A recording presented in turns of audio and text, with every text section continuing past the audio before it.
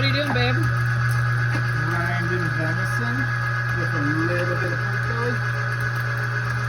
And then making sausage and hamburgers.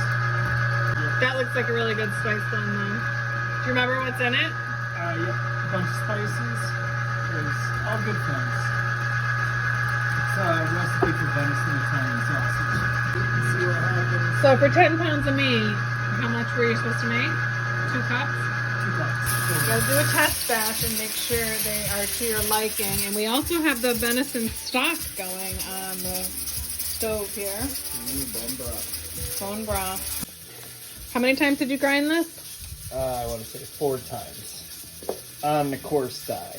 That's why those holes are so big. They're like a little bigger than a pencil.